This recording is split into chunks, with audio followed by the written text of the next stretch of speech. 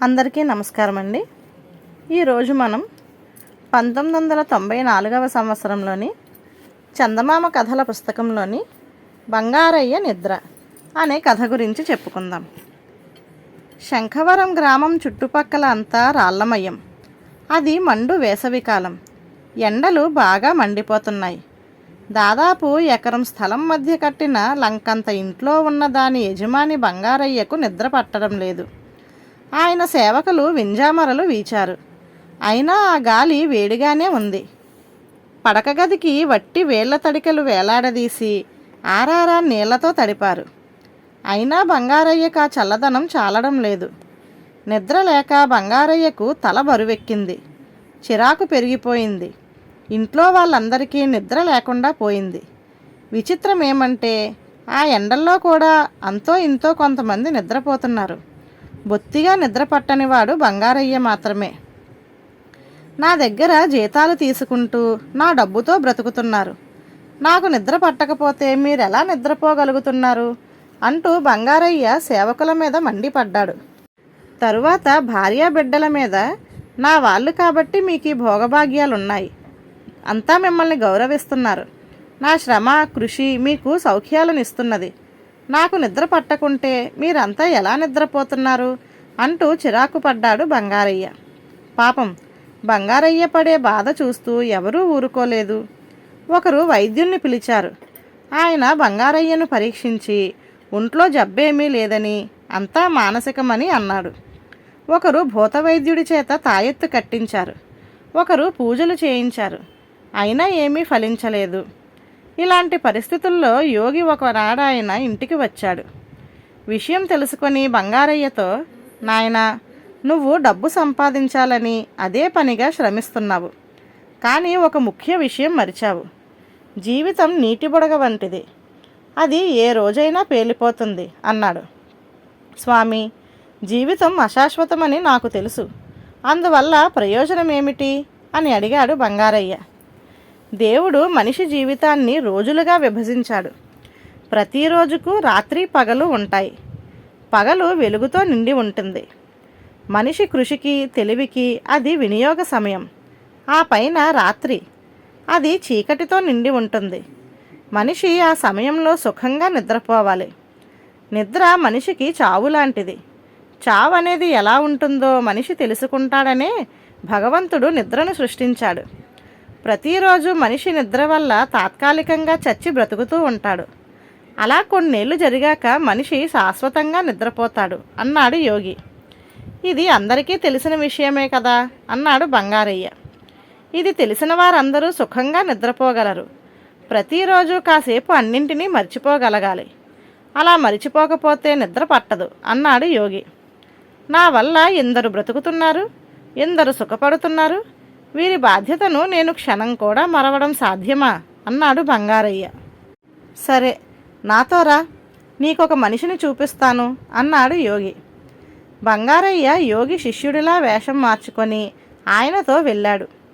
వాళ్ళిద్దరూ అచంచలుడనే అతని ఇంటికి వెళ్ళారు. అతడు వాళ్ళిద్దరికీ అతిథి సత్కారం చేసి విందు భోజనం పెట్టాడు. యోగి అతడిని దీవించి, రోజులు సుఖంగా వెళ్ళిపోతున్నాయి కదా అన్నాడు. అచంచలుడు నవ్వి, నా తల్లికి జబ్బు చేసి మంచం పట్టింది. వైద్యానికి బోలెడు ఖర్చు అవుతుంది. నా భార్య ఆవిడకు రాత్రింబవళ్ళు సేవ చేస్తున్నది. అయినా నా తల్లి ఏదో ఒక వంక పెట్టి ఆమెను తిడుతూనే ఉంటుంది. ఈ అత్తాకోడళ్ల పోరు మా ఇంట్లో నిత్యాగ్నిహోత్రం. నా పెద్ద కొడుకుకు ఇంటి బాధ్యతలు తెలియవు. దుబారా మనిషి. రెండోవాడు మంచివాడు, చదువు రావడం లేదు. ఈ ఏడాది పంటలు సరిగ్గా పండడం లేదు. ఇంటి మీద అప్పు చేసి రోజులు గడుపుతున్నాను అన్నాడు. ఇలాగైతే ఎలా? నువ్వు ఈ సమస్యల ఊబిలో నుంచి ఎలా బయటపడదామనుకుంటున్నావు అన్నాడు యోగి. నా వంతు కృషి నేను చేస్తున్నాను. అటుపైన భగవంతుడున్నాడు అన్నాడు అచంచలుడు నిర్లిప్తంగా. ఆ తర్వాత మిట్ట మధ్యాహ్న సమయానికి అచంచలుడు యోగితో, స్వామి, నేను చీకటి పడకముందే తిరిగి వస్తాను. ప్రస్తుతం ముఖ్యమైన పని మీద బయటకు వెళ్ళవలసి ఉంది.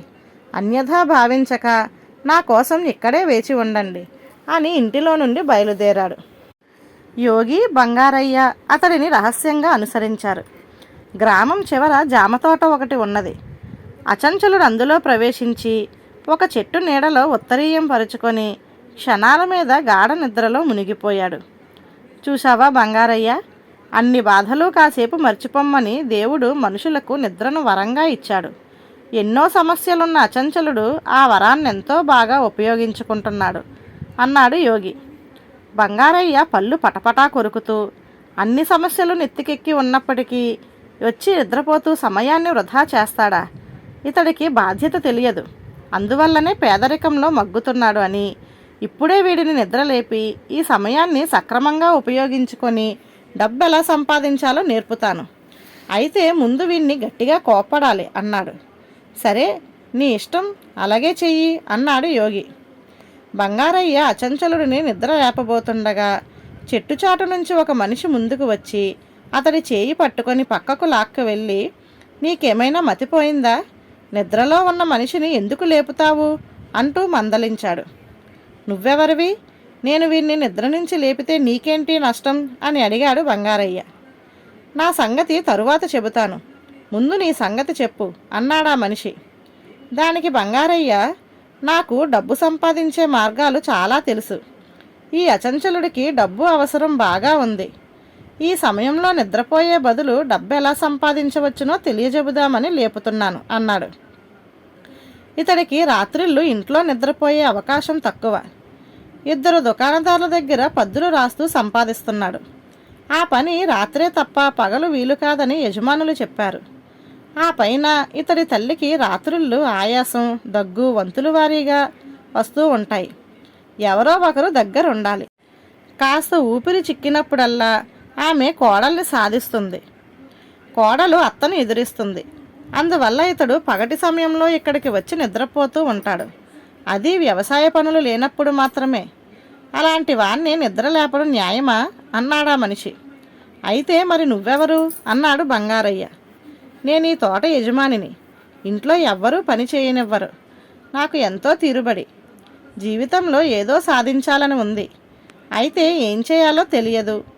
ఆ కారణం వల్ల రాత్రుళ్ళు సరిగ్గా నిద్ర పట్టడం లేదు. మా తోటలో అచంచలుడు నిద్రపోతున్నాడని తెలిసింది.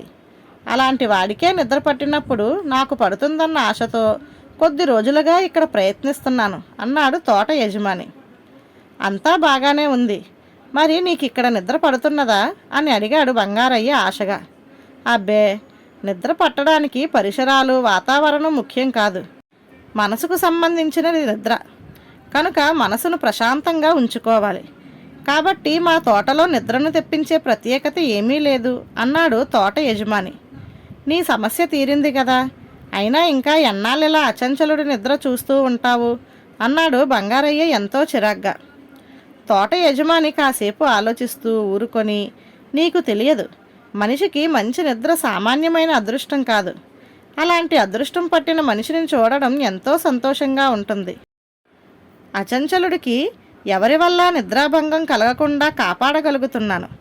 ఈ విధంగా ఒక మంచి పని చేస్తున్నానన్న తృప్తి, ఆనందం కలుగుతున్నవి.